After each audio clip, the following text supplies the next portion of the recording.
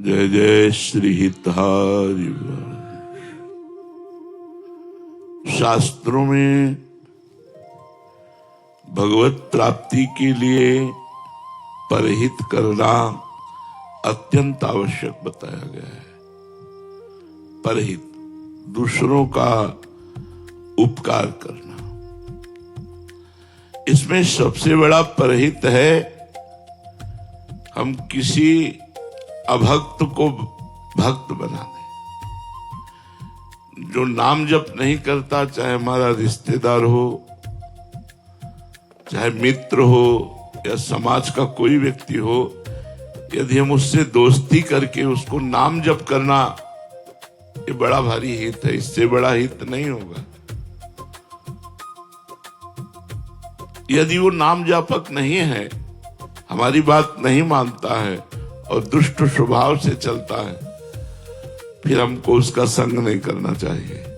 प्रणाम करके दूरी बना लेनी चाहिए। द्वेष भी नहीं करना चाहिए।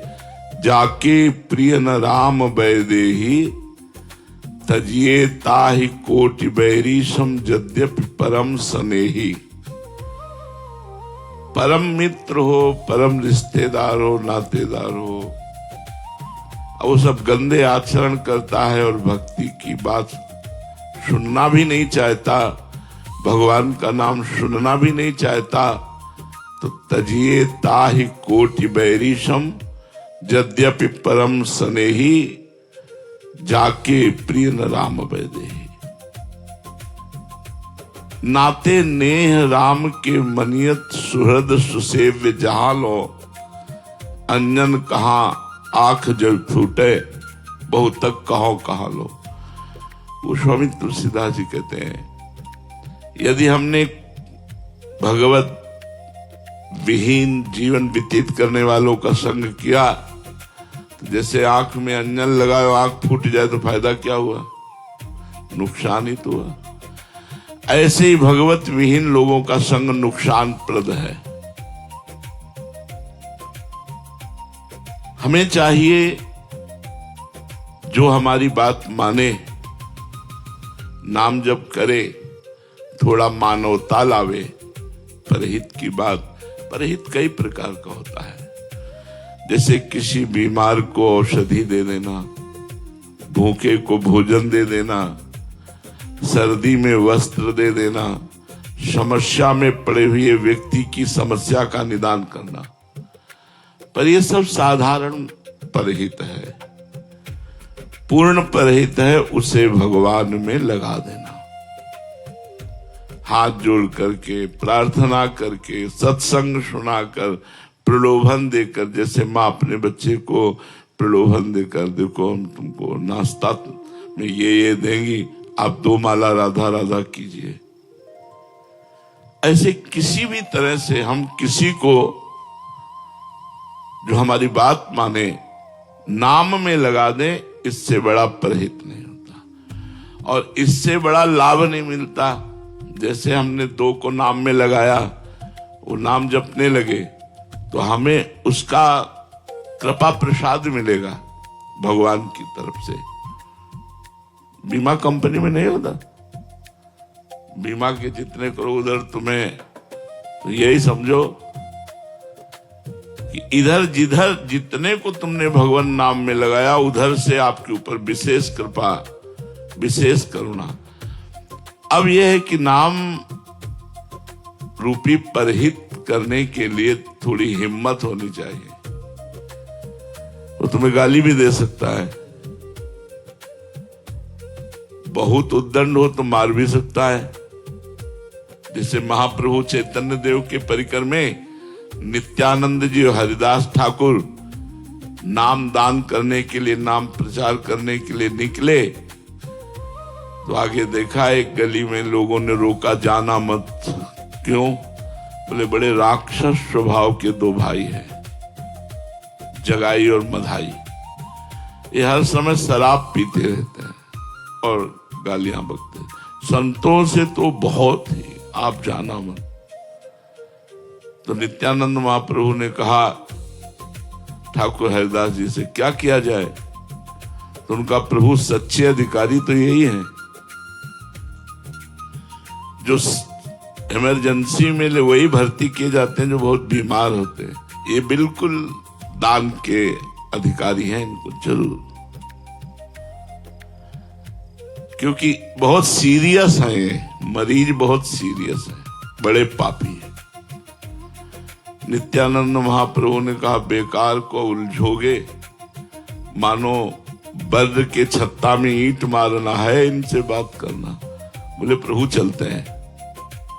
नित्यानंद महाप्रभु और ठाकुर हरिदास जी गए और भगवान नाम कीर्तन उच्चारण किया। जी ही भगवान नाम कीर्तन उच्चारण किया और राक्षस बुद्धि देखा वैष्णव, तो पानी का कलश रखा था वही उठाया मारा, तो नित्यानंद महाप्रभु के मस्तक पे लगा और रक्त भागे। हाथ पकड़ करके ठाकुर हरिदास जी नित्यानंद महाप्रभु का। अब ये घटना पूरे नवद्वीप में फैल गई। जगाई मधाई ने कहा सुबह होने दो इनको बांध करके, क्योंकि वो अधिकारी थे राजा की तरफ से, वो एक अधिकारी थे, सब वैभव और उनको शासन पक्ष भी मिला था। महाप्रभु चैतन्य देव जी ने जे ही सुना भागे, उन्हीं की तरफ भागे और बड़े आवेश में आकर ऐसे किया, सुदर्शन चक्र का आवाहन। नित्यानंद महाप्रभु ने चरण पकड़ लिया और कहा प्रभु ये मारने का अवतार आपका नहीं हुआ, तारने का अवतार हुआ है। सुदर्शन चक्र से मारकर जीव का कल्याण करना है तो श्री कृष्ण रूप में आप करते थे। आप महाप्रभु चैतन्य देव के रूप में उसकी दुष्टता को मार करके उसे साधुता प्रदान करें। नित्यानंद महाप्रभु ने कहा प्रभु आप कृपा कीजिए। तो बोले जब तुमने क्षमा कर दिया तो हम भी क्षमा करते हैं, बुलाओ दोनों भाइयों। जे महाप्रभु का भागवतिक तेज दोनों चरणों में गिर गए। अंततो गत्वा दोनों महाभागवत बन गए। आज भी मायापुरी नवद्वीप में उनके नाम के घाट बने हैं। जगाई मधाई जो है जगन्नाथ दास माधव दास नाम उनका रखा और महाप्रभु ने गंगा में खड़े होकर उनका पाप लिया। कहा संकल्प करो जीवन भर का पाप हम तुम्हें दान करते हैं। यद्यपि वो कांप गए कि प्रभु ऐसा नहीं, मैं बहुत पापी हूं। महाप्रभु ने कहा, महाप्रभु ने ये है परहित। अगर परहित करते समय हमारे को अपमान सहना पड़े, गाली सहनी पड़े और उसका मंगल हो तो हमें करना चाहिए। ये हमारी वैष्णव पद्धति है, ये हमारे भगवान के दासों का स्वभाव है। और सही पूछो तो मनुष्यता भी इसी को कहते हैं। अगर परहित की भावना नहीं स्वार्थ की भावना है तो उसमें राक्षसी भाव जागृत होता है, जिसे आसुरी भाव कहते हैं। और जिसमें परहित की भावना होती है उसमें देवी भाव होता है। लेकिन परहित में एक चीज है, उसके बदले में कुछ चाह ना हो तो उसे परहित कहा जाएगा। परहित करके कुछ भी चाह करना वो परहित नहीं रह जाएगा। इसलिए परहित करना बहुत कठिन है।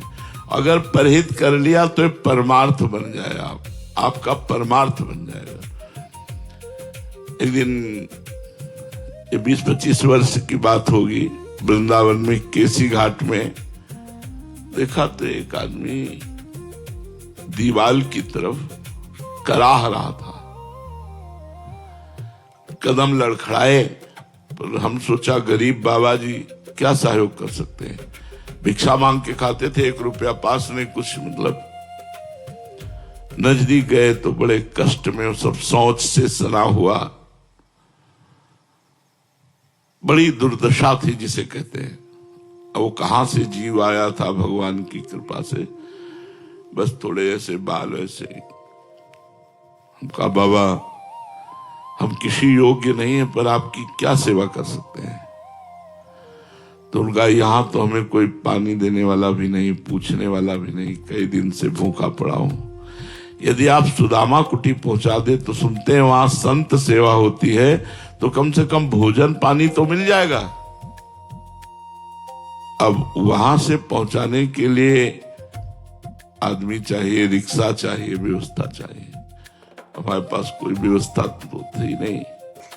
सब ऐसे समेटा कपड़ों से ही तो उठाया उनको। एक आध जगह उनको विश्राम दिलाया, वो क्या फिर सुदामा कुटी में जाके। तो अब संत तो संत होते हैं, दयाल होते हैं। बारंडे में एक जगह उनका आसन लगा दिया, प्रणाम किया और गोपेश्वर के दर्शन करने जाते थे। दूसरे दिन गए तो कीड़ा उनके शरीर में।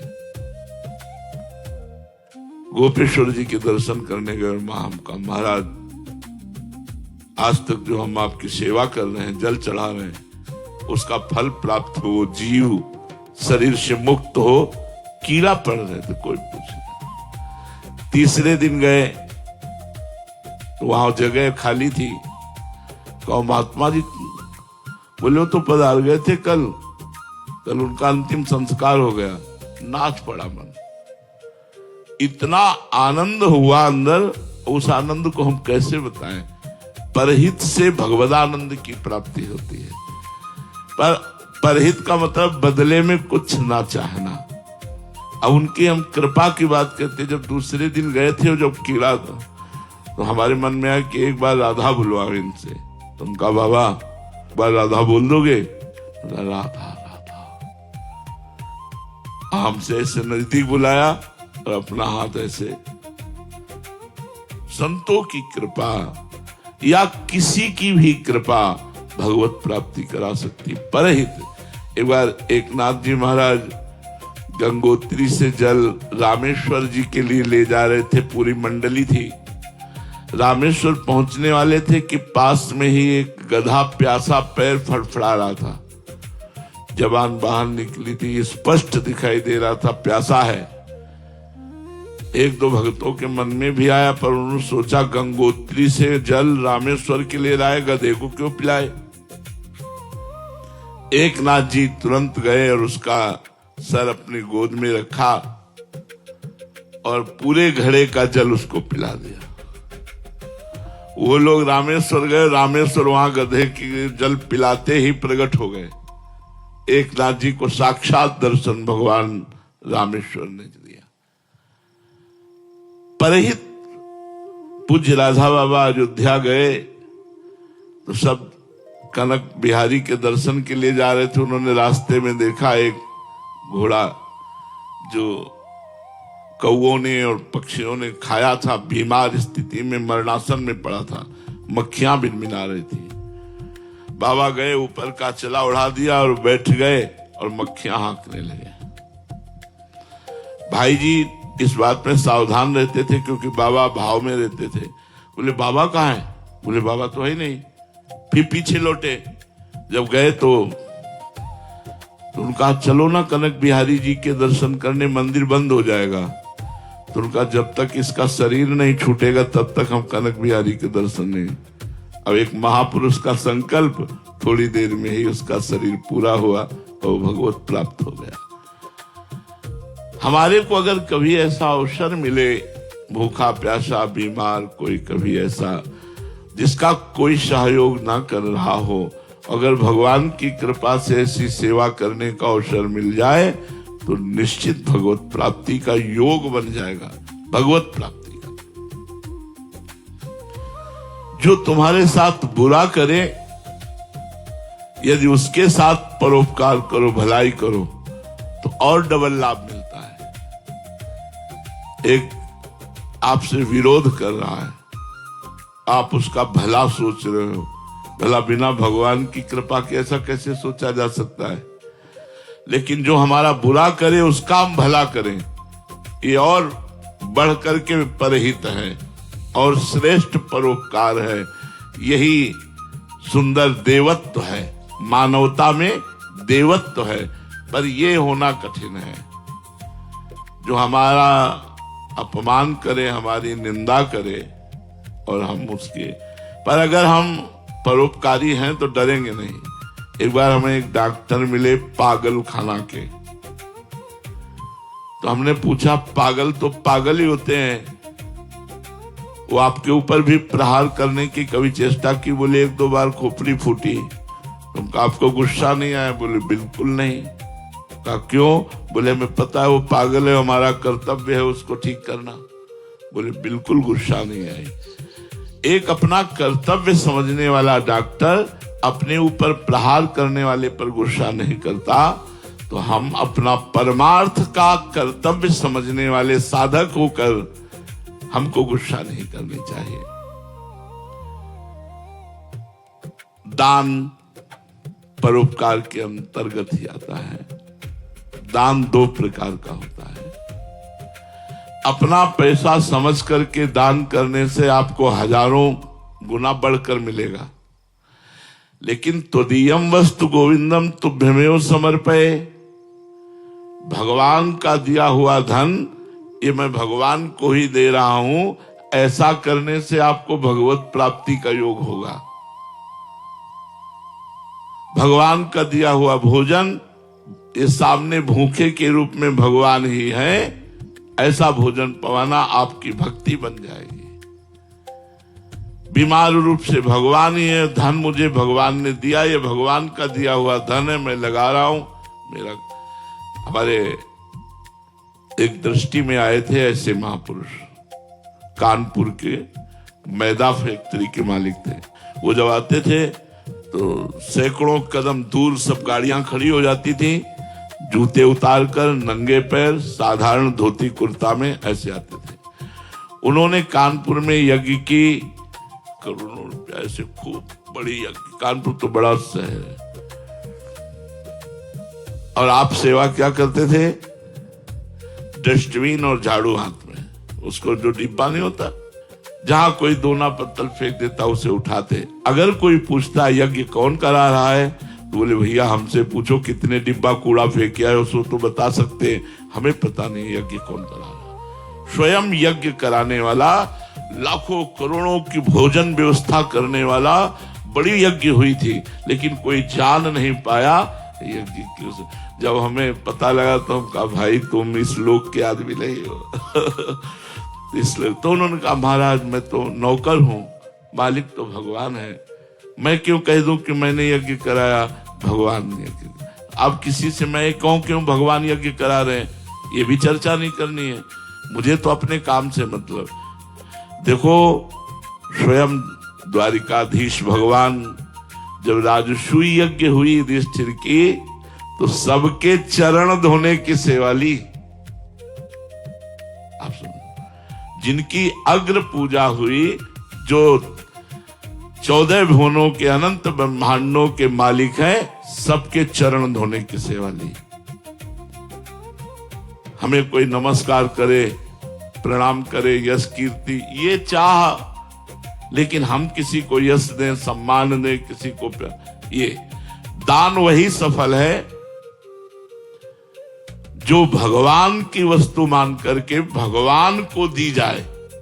तो दियम वस्तु गोविंदम तुभ्यमेव समर्पये। अपनी वस्तु मान करके यदि आप दोगे तो वो कई गुना बढ़कर मिलेगी, पर उस भक्ति नहीं मानी जाएगी। और बहुत बड़ा दान करोगे तो स्वर्ग मिल सकता है, लेकिन भगवान की भक्ति नहीं, दुर्लभ है भक्ति। भक्ति को कैसे प्राप्त करें? अगर हम किसी को पानी भी पिलाएं तो पानी भगवान का और पीने वाला भगवान, ऐसे भाव से ऐसे करोगे तो तुम्हारा दान भगवान की प्राप्ति कराने वाला बन जाएगा। तीर्थ, ये सब भगवत प्राप्ति के मार्ग है। तीर्थ, तीर्थ 3 प्रकार के होते हैं, जंगम, मानस और स्थावर। जंगम तीर्थ मुद मंगलमय संत समाजू, जो जग जंगम तीर्थ राजू। ये संत महात्मा चलते फिरते तीर्थ हैं। जंगम तीर्थ मुद मंगलमय संत समाजू, जो जग जंगम तीर्थ राजू। जैसे तीर्थराज प्रयाग में गोता लगाने पर पाप नाश होता है, ऐसे सत्संग में जाने पर संत को भगवत स्वरूप मानने पर, संत के दर्शन करने पर, संत के संभाषण से आप वैसे ही पवित्र होंगे जैसे गंगा, यमुना, सरस्वती त्रिवेणी में स्नान करने से। मुद मंगल में संत समाजू, जो जग जंगम तीर्थ राजू। चलते फिरते ये तीर्थ राज हैं संत जन। अगर संत समागम हुआ तो आप पवित्र हो गए, जैसे गंगा स्नान से, जैसे त्रिवेणी स्नान से। मानस तीर्थ सत्य, जो अंदर चल रहा है वही बाहर बोले तो पवित्र हो जाओगे। अंदर चल रहा है कुछ, बाहर बोल रहे हो कुछ, उसे कपट कहते हैं, उसे झूठ मिथ्या कहते हैं, वो तुम्हें अपवित्र करेगा।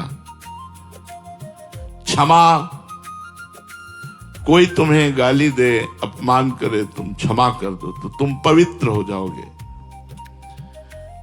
इंद्रिय निग्रह, अच्छे अच्छे पदार्थ खाने की जो तुम्हें लालसा है वो दूसरे गरीबों को पवा दो तो तुम ऐसे पवित्र हो जाओगे जैसे गंगा स्नान से। मनोनिग्रह, मन को भोगों से हटाकर भगवान के नाम में लगाने से आप परम पवित्र हो जाएंगे। तपस्या, अंदर आए हुए काम, क्रोध, लोभ, मोह, मद, मत्सर, इनके वेगों को सह जाना तपस्या कहते हैं। यदि सह गए तो ये मानस तीर्थ है, इनसे आप पवित्र हो जाओगे। जंगम तीर्थ साधु महात्मा, मानस तीर्थ ये, और स्थावर तीर्थ ये जैसे काशी है, उज्जैन, महाकाल, ऋषिकेश, हरिद्वार, गंगा, यमुना, जितने ये सब स्थावर तीर्थ है। प्रयाग, पुष्कर, नैमिषारण्य, कुरुक्षेत्र, द्वारिका, उज्जैन, अयोध्या, मथुरा, हरिद्वार और द्वारिकापुरी, काशीपुरी, कांचीपुरी, बद्रिकाश्रम, श्रीशैल, सिंधु सागर, सेतुबंध, रामेश्वर, गंगा सागर, गंगा, यमुना, सरस्वती, गोदावरी, गोमती, नर्मदा, सरयू, कावेरी, मंदाकिनी, कृष्णा, ये सब स्थावर तीर्थ हैं। इन तीनों तीर्थों में स्नान करने वाला भगवत प्राप्ति के योग्य हो जाता है। जो स्थावर, मानस और जंगम तीनों तीर्थों का अवगाहन करता है वो परम पवित्र होकर भगवान के धाम के जाने के योग्य हो जाता है। भगवान के स्वरूप का साक्षात्कार किए हुए जहां महात्मा निवास करते हैं वो सबसे बड़ा तीर्थ होता है, क्योंकि तीर्थों को भी तीर्थत्व प्रदान करने की सामर्थ्य महात्माओं में होती। तीर्थी कुर्वन्ति तीर्थानि। अगर भगवत प्रेमी महात्मा किसी तीर्थ में पहुंच जाता है तो तीर्थ निष्पाप हो जाता है। तो जिस क्षेत्र में कहीं भगवत प्रेमी भजनानंदी महात्मा निवास करते हो वो सबसे बड़ा तीर्थ है, वहां जाना चाहिए, वहां की रज माथे पे लगानी चाहिए, दर्शन करना चाहिए। अगर कहीं उनके उपदेश सुनने को मिल जाए तो अपने जीवन में धारण करना चाहिए। तो 3 प्रकार के तीर्थों के अवगाहन से भगवत प्राप्ति निश्चित है। पर यदि इसे सकाम कर लिया जाए तो भगवत प्राप्ति नहीं। सकामता, गंगा स्नान करके कोई कामना करना, तीर्थ स्नान करके कोई कामना करना, संत संग करके कोई कामना करना, ये कामना भगवत प्राप्ति में बाधक है। तीर्थ सेवन यदि आप विशेष करें और कामना न करें तो आप में एक शक्ति जागृत होगी जिसे अध्यात्म शक्ति कहते हैं, और वो आपसे डट के भजन कराएगी और भजन से भगवत प्रेम और भगवत प्राप्ति मोक्ष आदि हो जाएगी। जैसे तीर्थ पतित पावन है, उससे बढ़कर पतित पावन भगवान का नाम है। अगर कोई तीर्थ न कर पाओ, कोई दान न कर पाओ, कोई परोपकार न कर पाओ और राधा राधा जपो तो सब कुछ हो जाएगा। कृष्ण कृष्ण जपो सब कुछ हो जाएगा। तो जो तीर्थ कर पावे, परोपकार कर पावे, दान कर पावे, तपस्या कर पावे, अच्छी बात है। जिससे कुछ नहीं होता, बस नाम जप करो, नाम जप करने से सब कुछ हो जाएगा। सब तीर्थों का फल, सब शास्त्रों का स्वाध्याय का फल, यज्ञ का, तपस्या का, दान का, परोपकार का, सब फल नाम में समाया हुआ है। इसलिए निरंतर नाम जपने का अभ्यास करो। निहाल